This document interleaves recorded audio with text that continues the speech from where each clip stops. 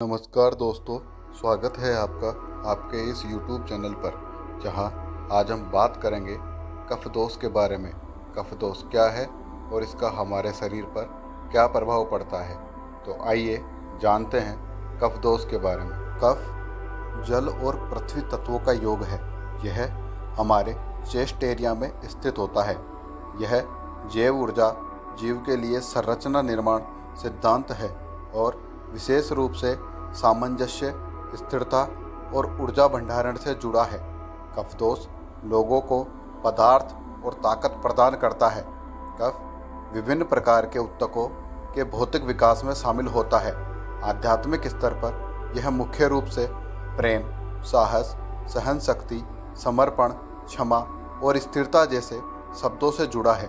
भारतीय संस्कृति में इस जैव ऊर्जा को लोगों में ताकत का वादा माना जाता है। यह दोष शरीर की मजबूती और इम्यूनिटी क्षमता को बढ़ाने में सहायक है। कफ शरीर को पोषण देने के अलावा बाकी दोनों दोषों जैसे वात और पित्त को भी नियंत्रित करता है। इसकी कमी होने पर ये दोनों दोष अपने आप ही बढ़ जाते हैं। इसलिए शरीर में कफ का संतुलित अवस्था में रहना बहुत ज़रूरी है। हमारे शरीर में कफ का मुख्य स्थान पेट और छाती है। इसके अलावा गले का ऊपरी भाग, कंठ, सिर, गर्दन, हड्डियों के जोड़, पेट का ऊपरी हिस्सा और वसा भी कफ के निवास स्थान हैं। आइए अब जानते हैं कफ दोष वाले व्यक्ति कैसे होते हैं। जिन लोगों में कफ ऊर्जा ज़्यादा होती है वह मुख्य रूप से काफ़ी महान माने जाते हैं। साथ ही उनके द्वारा किए गए काम काफ़ी अच्छी तरीके से किए जाते हैं और उन्हें पूरा किया जाता है। सरल शब्दों में कहा जाए तो उनके द्वारा किए गए किसी भी काम को नकारा नहीं जा सकता। कफ दोष वाले व्यक्ति कभी कभी अन्य लोगों के लिए धीमे या आलसी और कठिन दिखाई दे सकते हैं, लेकिन उनके पास असाधारण सहन शक्ति और ताकत होती है। एक बार जब कफ प्रकार के लोगों की दृष्टि में एक नया उद्देश्य होता है तो वह एक सफल परिणाम प्राप्त करने तक धैर्य और दृढ़ता के साथ उसका पीछा करते हैं। कफ प्रवृत्ति वाले लोगों को खाने से भी बहुत ज़्यादा प्यार होता है। यही कारण होता है कि यह लोग सामान्य से ज़्यादा मोटे होते हैं और इनका वजन भी तेज़ी से बढ़ता है। इन सबसे ऊपर कफ व्यक्तित्व आंतरिक शांति और सद्भाव को महत्व देते हैं। मुख्य रूप से ऐसे लोग जियो और जीने दो की भावना में विश्वास रखते हैं। यह लोग जीवन में छोटी छोटी चीज़ों का आनंद लेने में भी सक्षम होते हैं। यह बड़ी आसानी से प्रसन्न होते हैं और उन चीज़ों से प्यार करते हैं जिन्हें आजमाया और परखा गया है। ये अब जानते हैं कफ दोष कितने प्रकार के होते हैं। कफ दोष शरीर के अलग अलग स्थानों पर होता है, जिसकी वजह से आयुर्वेद में इसके 5 प्रकार के भागों के बारे में बताया गया है, जो कि क्लेदक, अवलंबक, बोधक, तर्पक और श्लेषक है।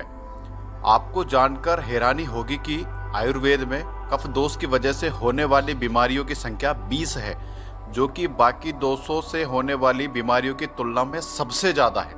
आइए अब जानते हैं कफ दोष के लक्षण क्या है। हर समय आलस्य का आना, भारीपन होना, भूख न लगना, जी मचलना, उल्टी आना, शरीर में पानी का जमा हो जाना, जकड़न बने रहना, बलगम बनना, ज़्यादा नींद आना, मुंह में मीठापन महसूस होना, अंगों का ढीलापन आदि कई समस्याएं देखी जा सकती है। आइए अब जानते हैं कफ दोष से होने वाले व्यवहारिक लक्षण। अवसाद, दुख का भाव बने रहना, काम में मन न लगना, दूसरों पर आश्रित रहना, हमेशा खुद को कमज़ोर समझने का भाव आना, लालच का होना, मोह की भावना का जागना। कफ दोष का कारण क्या है? कफ दोष मुख्य रूप से छोटे बच्चों और वृद्ध लोगों में पाया जाता है। सर्दियों के मौसम में और मार्च अप्रैल के महीने में सुबह और शाम के समय कफ दोष स्वाभाविक रूप से ज़्यादा बढ़ा हुआ होता है। इसके अलावा ज़्यादा ठंडी चीज़ों का सेवन करने से, आदतों और स्वभाव की वजह से भी कफ दोष असंतुलित हो सकता है।